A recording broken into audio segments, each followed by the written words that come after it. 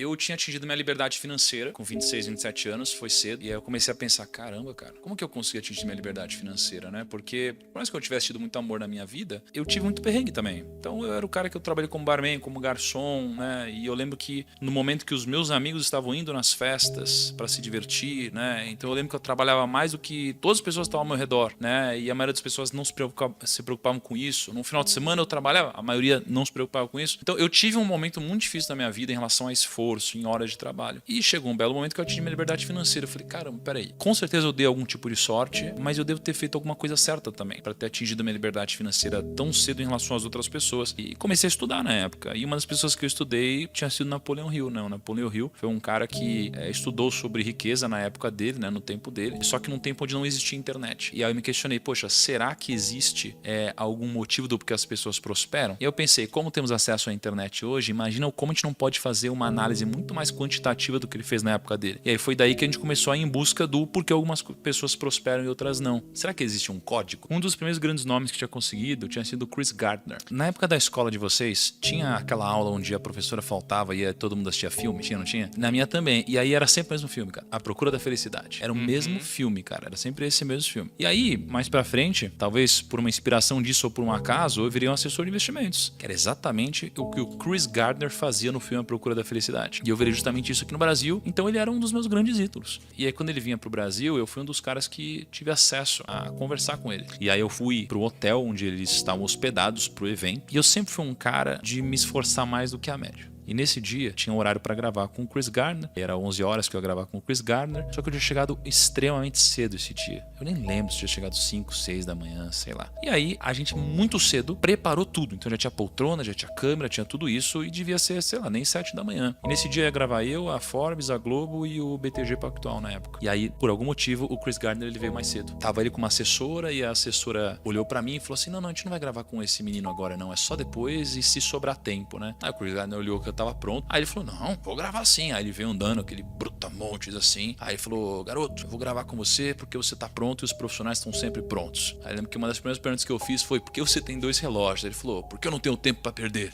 E foi muito legal. Acho que o principal insight que eu tive dele foi, there is no plan B, né? Não tem plano B. E todas as pessoas que eu conheço que de fato ficaram muito grandes, elas não ficaram grandes diversificando, elas ficaram grandes com uma grande porrada. Então pega todos os empreendedores, eles ficaram grandes com um grande empreendimento que deu certo, e não vários. O que eu percebi é que as pessoas, elas não devem diversificar o seu trabalho, mas devem diversificar o seu patrimônio, que são coisas diferentes. Isso. Os judeus, eles têm uma passagem que é a passagem de quando eles ensinam como investir o capital. E aí eu decidi me aprofundar nisso. E aí eu liguei hoje pro Rabino Dudu, e aí ele pegou a Torá, e ele abriu lá. Cara, é uma loucura, assim. E aí ele começou a interpretar pra mim tudo isso, e os judeus, eles representam 0,2% da população, e eles têm eles têm quase 1,5% da riqueza mundial. Então assim, eles são muito ricos por cabeça, mais do que qualquer outra religião, né? E tem algum motivo do porquê eles são muito ricos. Quando a gente foi estudar os princípios, né, judaicos, pensa que os judeus, eles acreditam, né, que os primeiros 5 livros da Bíblia são o Pentateuco, e aí, além disso, você tem a Talmud, que é uma coletânea, né, de livros que falam sobre lei, ética, moral e etc. Um desses livros tem um capítulo específico onde conta-se uma história. E nessa história é muito interessante que diz o seguinte, eles estão falando sobre leis. Estava escrito o seguinte, se você deixa um dinheiro seu na mão de alguém para cuidar, e essa pessoa perde o dinheiro que você deixou na mão dessa pessoa para cuidar, essa pessoa, ela está certa ou errada em ter perdido seu dinheiro? Tá? Então, olha que interessante. O livro fala que depende. Ele diz assim, ó, se eu deixei meu dinheiro com você e você foi negligente, então se você pegou o dinheiro e você deixou na mão de uma criança, ou você pegou, amarrou, jogou para trás aqui, e você perdeu o dinheiro, você é o culpado. Então, alguma coisa ruim tem que acontecer com você. Se você pegou esse dinheiro e você guardou da forma correta, mas alguém veio e te assaltou, você não é culpado. Se você fez tudo certo e você foi roubado, aí você não é culpado, tá? É isso que tá escrito lá. Só que aí, ele diz o seguinte, poxa, mas eu poderia ter dado esse dinheiro para uma criança. Em outras palavras, ele está dizendo assim, você poderia ter sido negligente. Mas o que mais eu poderia ter feito? Aí o rabino responde para ele, você poderia ter amarrado esse dinheiro na sua mão. Aí fala, amarrado esse dinheiro na sua mão? E aí depois ele explica o que é amarrar o dinheiro na sua mão. Ele diz, amarrar o dinheiro na sua mão seria como você pegar 1/3 do seu patrimônio e você enterrar embaixo da terra. 1/3 do seu patrimônio e você investir em negócios. E 1/3 do seu patrimônio e deixar deixar esse dinheiro não, e deixar essas posses abaixo da sua mão. Então ele diz basicamente que para o seu capital você deveria diversificá-lo dessas 3 formas: terras, negócios e posses que estejam abaixo da sua mão. Ou seja, real estate, ações e reserva de valor. Então é muito interessante quando a gente fala sobre diversificação e quando o Chris Gardner fala sobre plano A, que eu vejo que o que te enriquece é o trabalho. Então no trabalho não existe espaço para plano B, C, D, é um único plano. Por quê? Porque se não tiver jeito de dar errado, você vai fazer dar certo, tá?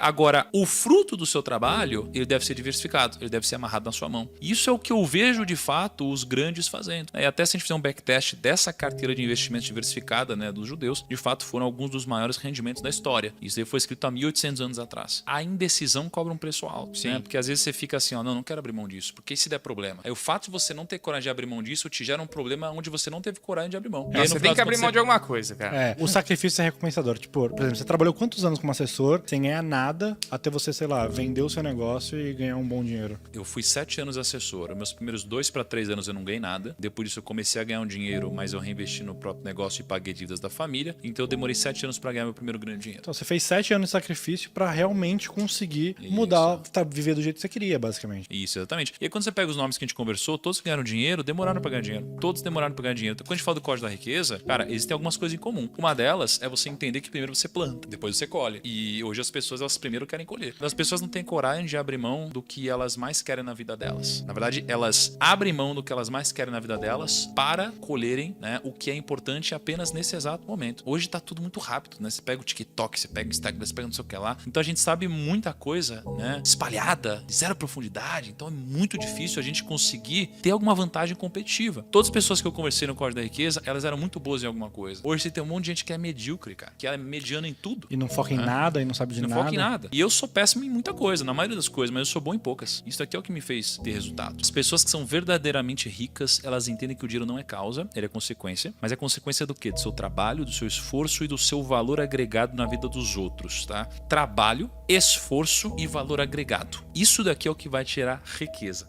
Trabalho, esforço e valor agregado. Por que trabalho? Porque o trabalho, ele tem a ver com você multiplicar algo que você é bom, não algo que você é ruim, né? O trabalho é diferente do emprego. O trabalho é você multiplicar algo que já está dentro de você, algo que você já desenvolveu, algo que você é melhor do que os outros. Quando você desenvolve algo que você é pior do que os outros, você provavelmente não vai conseguir resolver a equação da riqueza, porque vai ter muita gente melhor do que você se esforçando no mesmo grau que você está se esforçando. Então você não vai ter nenhum diferencial, vai ser difícil você construir algo que ninguém mais construiu. Então é importante você entender onde você é bom e você trabalhar isso, porque é isso que vai te dar vantagem competitiva. Mas o ambiente, ele nos prepara para geralmente fazer o quê? Multiplicar o que a gente é ruim, esforçar onde a gente é ruim, passar tempo onde a gente é ruim. A escola faz isso com a gente. Nossa. A escola faz a gente ficar lá repete ano, até você entender química. Pô, cara, imagina o seguinte, olha que bizarro. Você é um cara que odeia química. Você pode usar química se você for por uma linha importante, né, da sua vida que use química, mas na maioria das vezes não. Você já decidiu que você não vai usar química, você só vai usar, sei lá, uma coisa que não tem nada a ver com química. E aí a escola te repete 2 anos, te faz passar 2 anos, te faz perder 2 anos na sua vida porque você, por algum motivo, era extremamente talentoso em, sei lá, em português e horrível em química. E a vida, ela não vai te premiar pelo que você é horrível, vai te premiar só pelo que você é bom. Você vai contratar alguém pro seu time que é incrível em algo que ela faz, e não uma pessoa que é horrível. Então, trabalho é multiplicar onde você já é bom, o que você tem. Depois, o seu esforço. O seu esforço, porque, cara, você pode ser extremamente talentoso em alguma coisa, né? Mas se você não se esforçar nisso...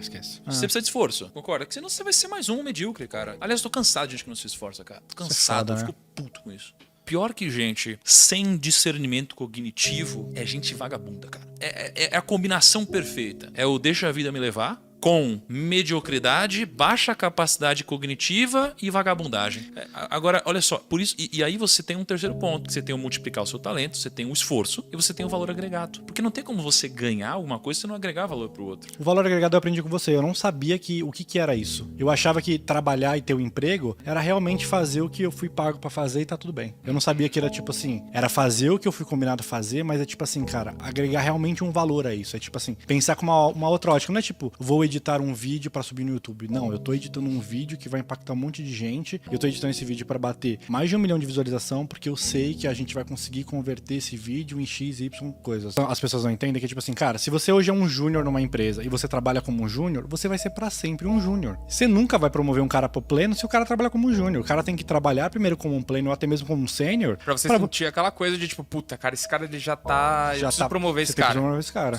Não dá pra não promover esse cara, né? Exatamente. tem que chegar nessa parada. E aí eu tava com o Jeffrey Myron, eu falei assim, Jeffrey, o que é riqueza pra você? E aí ele falou assim, tem 3 tipos de definições pra riqueza. Aí ele falou assim, a primeira é a riqueza financeira. Mas não é a única definição, mas é a primeira definição. A riqueza financeira é ter um patrimônio bacana que você construiu ao longo da sua vida. Então, mas você tem também a riqueza humana, que é o conhecimento que temos como indivíduo e a nossa capacidade de transmitir isso para outras pessoas, criando relações entre si. Isso é riqueza também. E a terceira riqueza é a riqueza vital, que ele diz que é basicamente a saúde, porque sem ela, as outras duas não fazem sentido nenhum. Então não adianta nada ter só a riqueza financeira se eu não tiver a riqueza vital. Não adianta nada ter riqueza financeira e a vital se eu não tiver a riqueza humana, porque vai me faltar alguma coisa. Você sabe como nasceu a previdência privada? A gente tem a previdência privada e a previdência social. A previdência social, né? Lá atrás, lá no exército romano, eles criaram um formato onde eles pegavam 2/7 do salário dos soldados romanos. E aí eles convertiam isso daqui no futuro em benefícios para eles. E aí depois dá um pedaço de terra para os romanos. Aí mais para frente, na Prússia, eles, lá em 1883, se eu não me engano, com Otto von Bismarck, eles basicamente criaram um mecanismo onde eles pegavam uma parte do salário dessas pessoas, né, dessa contribuição, para que no futuro eles pudessem se aposentar. Então aqui você tinha uma previdência social começando a ser criada porque as pessoas nunca se planejam para o futuro.